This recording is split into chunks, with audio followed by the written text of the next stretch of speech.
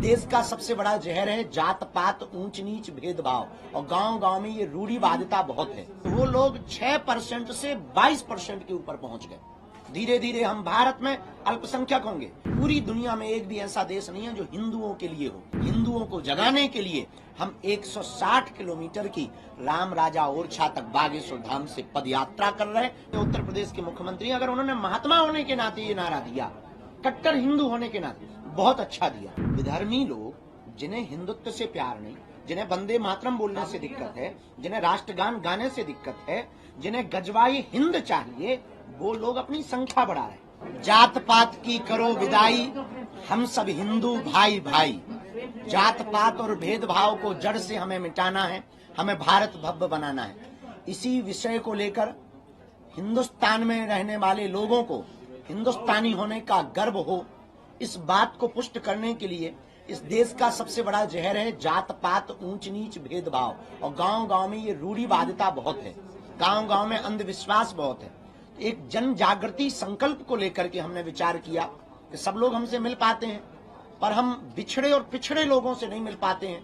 इस देश में कोई भी लड़ाई होती है तो या तो ये ब्राह्मणों से होती है, या क्षत्रियों से होती है, या वैश्यों से होती है, या शुद्ध वर्ण से होती है।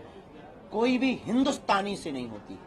न कोई हिंदू बनने को तैयार है, न हिंदुस्तानी बनने को तैयार है। आने वाले 10-20 साल बाद एक ऐसा समय आएगा कि हम 90% से 80 के नीचे आ गए, और वो लोग मतलब इस्लाम धर्म के लोग अपनी जनसंख्या इतनी तेज से बढ़ा रहे हैं कि वो लोग 6% से 22% के ऊपर पहुंच गए। धीरे धीरे हम भारत में अल्पसंख्यक होंगे।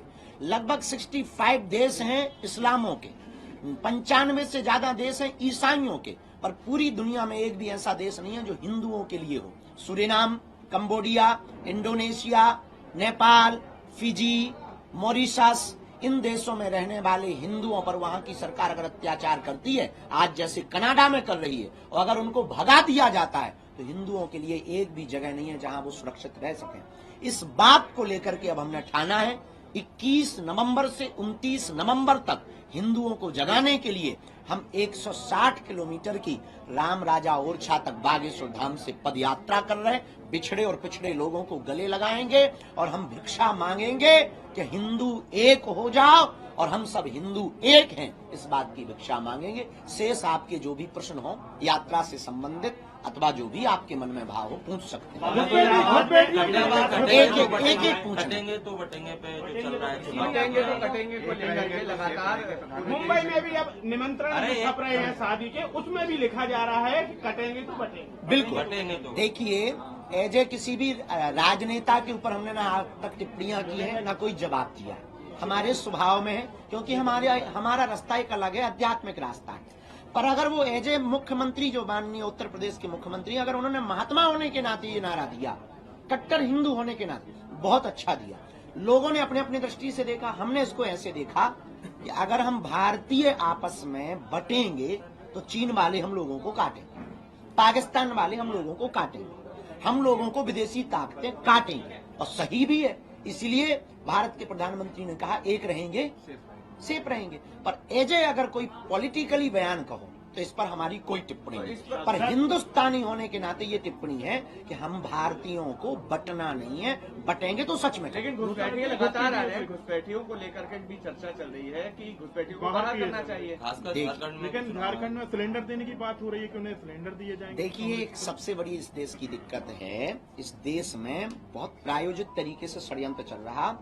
विधर्मी लोग जिन्हें हिंदुत्व से प्यार नहीं, जिन्हें वंदे मातरम बोलने से दिक्कत है, जिन्हें राष्ट्रगान गाने से दिक्कत है, जिन्हें गजवाई हिंद चाहिए, वो लोग अपनी संख्या बढ़ा रहे हैं, बच्चे भी ज्यादा पैदा कर रहे हैं। और विदेशों में उनके रहने वाले इष्ट मित्र, बांग्लादेश, अगल बगल रोहिंग्या, उनको बुला बुला करके भारतीय नागरिक बना करके वोट बैंक को बढ़ाकर अपनी सत्ता जमाना चाहते हैं। इसलिए भारत की सरकार को, हमको और आपको इसी वक्त जगना पड़ेगा कि हम विदेशी शरणार्थियों को, उन विधर्म देश विरोधियों को देश में पनाह नहीं देंगे। प्रयागराज में कुंभ होना है, ये चर्चा होने लगी है कि जो सनातन के फॉलोअर्स नहीं है उनका वहाँ पे क्या काम, उनकी दुकानें या वो वहाँ। बिल्कुल हमने कहा है, हमने ये कहा मेरे अंगने में तुम्हारा क्या काम।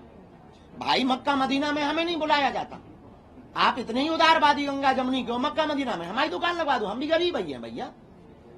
आप इतने भारत में हिंदू गरीब हैं, आपकी मजारों के सामने हम लोगों की दुकानें नहीं लगती, तो मेरे अंगने में तुम्हारा क्या काम। आपको त्रिवेणी का ज्ञान नहीं, संगम का ज्ञान नहीं, संतों के मान का पता नहीं, कथा का आपको पता नहीं, संतों की महिमा का पता नहीं, खालसा क्या होते हैं, पंथ क्या होते हैं, इसके बारे में आपको पता नहीं, तो आप वहां जाकर के करोगे क्या, धंधा करके मूत्र कांड करोगे, थूक कांड करोगे। इससे बेहतरीन ये मेरे अंगने में तुम्हारा क्या काम। हम तुम्हारी मस्जिदों में नहीं घुसते, तुम हमारे, और हमारे हिंदू तुम्हारी मस्जिदों में घुसे जूते मारो। एक अंतिम सवाल मेरा ये, शास्त्री जी, आरएसएस को अगर कोई आतंकी संगठन का, आरएसएस चूंकि सनातन को बढ़ाता हुआ है, तो इस पर आप क्या कहेंगे? देखिए, अब बोल कौन रहा है ये बड़ा महत्वपूर्ण है। कांग्रेस के अब ये हम पॉलिटिकली, इसीलिए आरएसएस को कहे। देखिए, कमेंट हम किसी राजनेता पे इसलिए नहीं करते क्योंकि हम एक पार्टी हैं।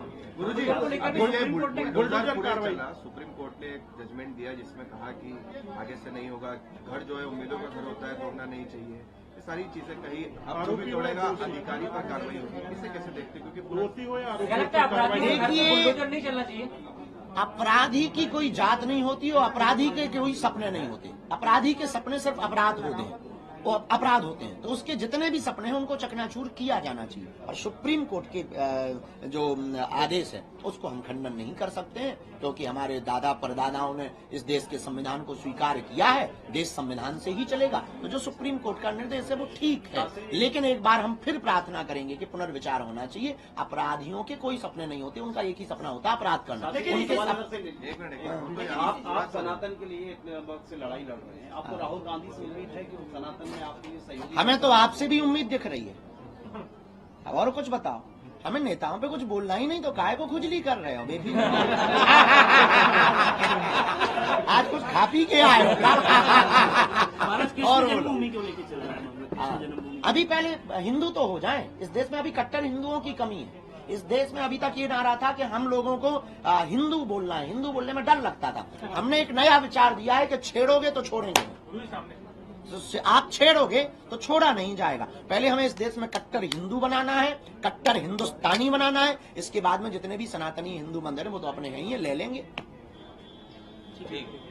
और कोई बात। इसलिए पदयात्रा में सभी हिंदुओं को अब करो या मरो की बारी है। भारत पर संकट भारी है, इसलिए अब घर से बाहर हम हिंदुओं को निकलना होगा। तौकीर रजा ने कहा है कि हम जाम कर देंगे, वो कानून की रूह कांप जाएगी, हिंदुओं की रूह कांप जाएगी। तौकीर रजा को हम धन्यवाद दे रहे हैं कि तुमने हिंदू जगाने के लिए एक नया संग्राम छेड़ा है। तुम कह रहे हैं कि हम जो है दिल्ली तक, जयपुर से दिल्ली तक आएंगे और जाम करेंगे और हिंदुओं की रूह कांप जाएगी। तौकीर रजा साहब, ये देश संविधान से चलेगा, कानून से चलेगा।